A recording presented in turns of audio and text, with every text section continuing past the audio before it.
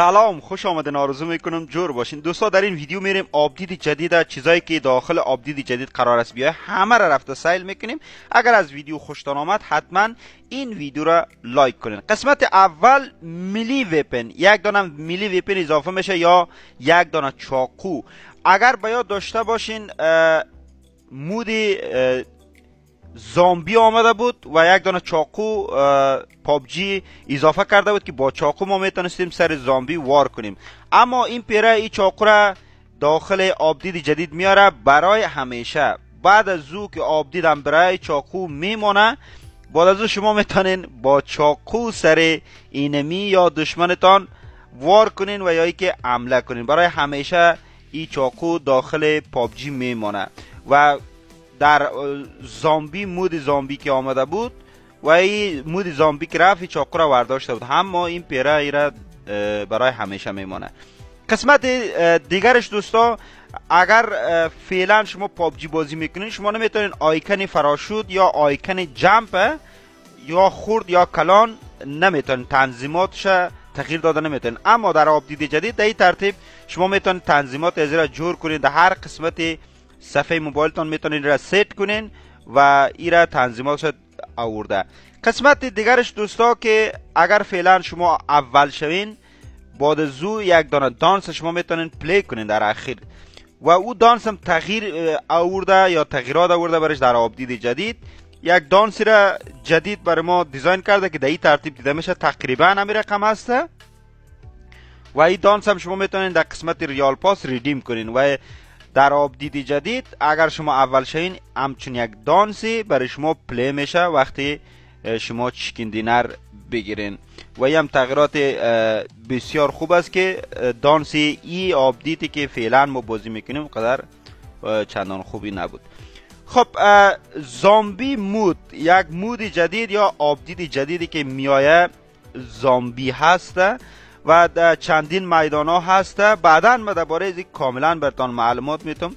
فعلا برای همه این آپدیت نامده در بیتا، البته مطلبم است در بیتا برای همه نیست، بعضی کسایی را داره و در بیتا که آمد من کاملا یک ویدیوی طولانی براتون درست میکنم. داخل بیتا میرم و سیل میکنم، گیم پلیش میبینم.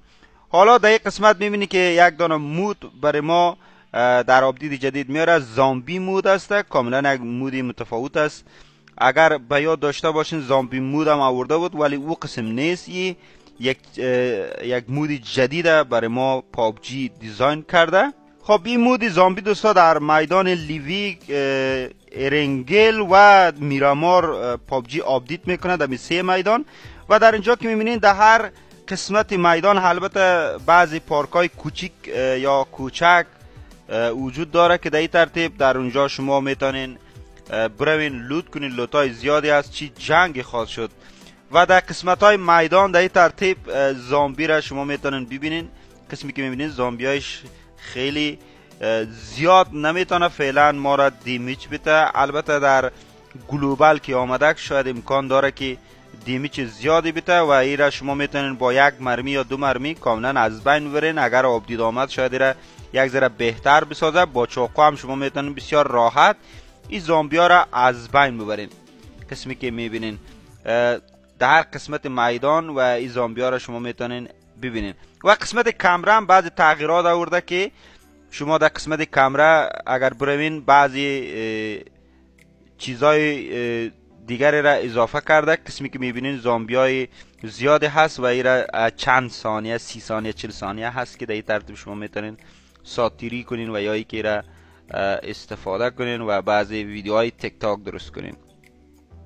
خب در قسمت دیگرش یا تغییرات دیگرش که تیرکمان یا همو کروسبو دوستا یک قسم گریپ اضافه میکنه و این گریپ شما مثل دی پی که یک گریپ جدید آورده بود، در این هم یک دانه گریپ اضافه میکنه و این گریپ که شما از داخل شاپ بگیرین، در داخل ازی تیرکمان اضافه کنین. بعد از او این تیرکمان شما فایر کنین، بعد از چند ثانیه این تیرکمان انفجار میکنه مثلا فایرش و این گریپ شما از قسمت از شاپ که خریدین سر نفر فایر کنیم میبینید که چند لحظه بعد انفجار میکنه. مثال یک تایم بام یا بم تایمکی وره میبینید دوستا.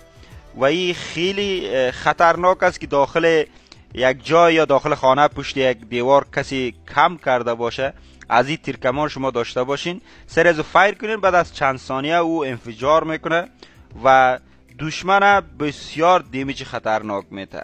خب دوستا تغییرات دیگرش که از داخل ایردراپ یا از داخل صندوق دراپ سلاح هوک ورداشته میشه، در جایش سلاح فیمس اضافه میشه و این را شما میتونید از بعدی سلاح را داخل میدان دریافت کنین و این از داخل دراپ ریموو و یا ای که دلیت میشه، در جایش فیمس اضافه کرده. قسمی که میبینین داخل دراپ از بعد شما میتونید سلاح فیمس به دست بیارین و سلاح هوک ریموو کرده در آپدیت جدید برای همیشه.